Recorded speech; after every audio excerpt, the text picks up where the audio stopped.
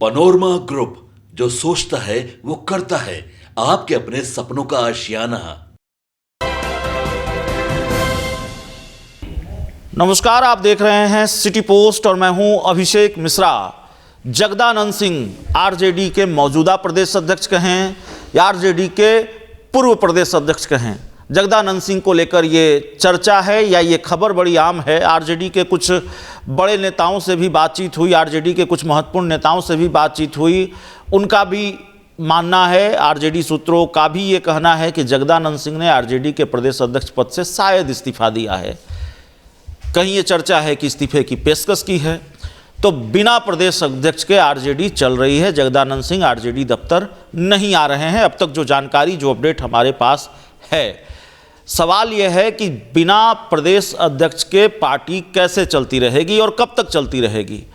और सवाल यह भी है कि आरजेडी के प्रदेश अध्यक्ष जगदानंद सिंह ने इस्तीफा दिया है और उम्र एक मजबूरी है, तबीयत एक मजबूरी है, और एक फैक्टर यह भी है कि जिस तरीके से आरजेडी की हार हुई बिहार के उपचुनाव में, खासकर बेलागंज आरजेडी हार गई, रामगढ़ में बूढ़ी हार हुई, तो इसका ठीकरा भी प्रदेश अध्यक्ष के सर पर फूट रहा है। आरजेडी नेताओं की भी बड़ी नाराज़गी है। पार्टी में एक बड़ा तबका है जो चाहता है कि जगदानंद सिंह को नैतिक जिम्मेवारी लेते हुए इस्तीफा दे देना चाहिए था, तो जगदानंद सिंह ने इस्तीफा दे दिया है। तो कौन होगा आरजेडी का नया प्रदेश अध्यक्ष, और नया प्रदेश अध्यक्ष चुनने के मामले में इतनी देरी क्यों? तेजस्वी यादव, लालू यादव की इतनी चुप्पी क्यों है? हमारे साथ हमारे एडिटर सर हैं, श्रीकांत प्रत्युष सर।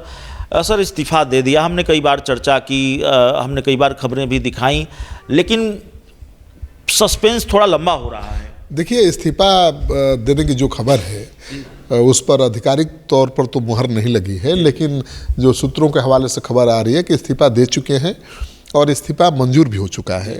क्योंकि देखिए, अगर इस्तीफा मंजूर, अब प्रदेश अध्यक्ष के तौर पर वापसी नहीं हो रही आरजेडी दफ्तर में जगदानंद सिंह। जगदा बाबू आने को तैयार ही नहीं है। उन्होंने इस्तीफा खुद दिया है, उनसे मांगा नहीं गया था, लेकिन उनको पता था कि उपचुनाव में हार के बाद इस्तीफे की मांग तेज होगी, और कुछ नेताओं ने मांग की भी और उनको हार के लिए जिम्मेवार भी ठहराया। वैसे आरजेडी के कई ऐसे नेता भी हैं जो सीधे तेजस्वी यादव को भी हार के लिए जिम्मेवार ठहरा रहे हैं। इसका मतलब ये नहीं कि वो पार्टी के नेता का पद से इस्तीफा दे देंगे, लेकिन जगदा बाबू की उम्र ज़्यादा है, सेहत भी साथ नहीं दे रहा है, और पहले भी तो उन्होंने तेज प्रताप से नाराज होकर इस्तीफे की पेशकश की थी, तो लालू जी ने तुरंत मना लिया था।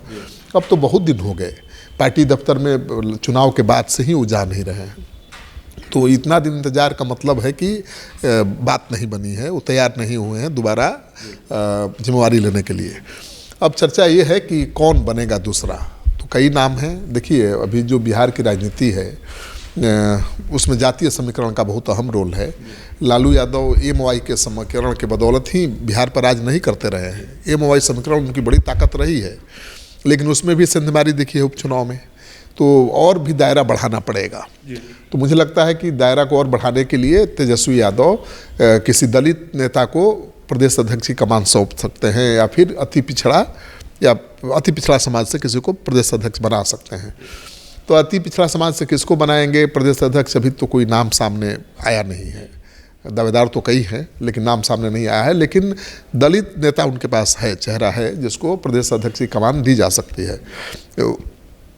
शिवचंद्र राम, जो हाजीपुर से चुनाव लोकसभा का लड़े थे और तेज तरार दलित नेता हैं, बहुत समझदार नेता हैं, बहुत व्यवहारिक हैं, और पार्टी में उनके नाम पर एक मत है, जो मेरे सूचना है।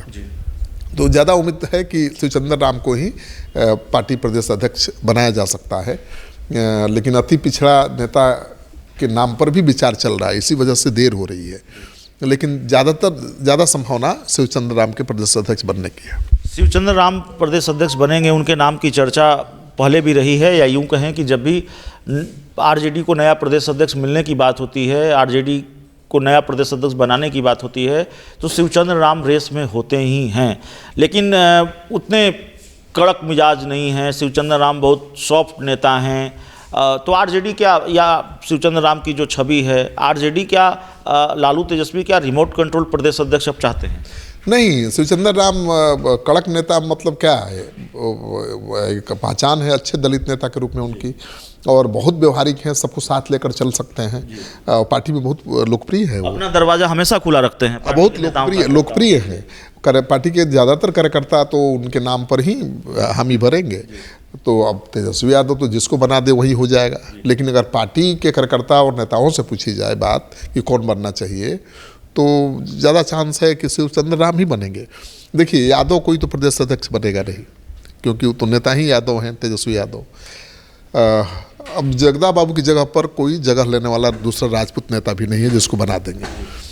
तो मुझे लगता है कि अब अति पिछड़ा पर ही उनका ध्यान है, और अति पिछड़ा और दलित को साथ लाना बहुत ज़रूरी है, जोड़ना बहुत ज़रूरी है। लालू यादव के ज़माने में आरजेडी में कई ऐसे नेता होते थे जो दलितों के चेहरा थे।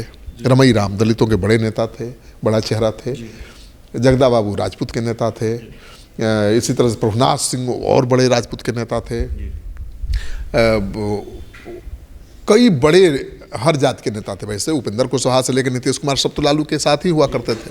तो लालू यादवों के ही नेता थे, लेकिन उनके साथ हर जाति के बड़े चेहरे थे। और जब तक आप हर जाति के बड़े चेहरों को नहीं लीजिएगा, आगे बढ़ाइएगा, तब तक बात बनेगी नहीं।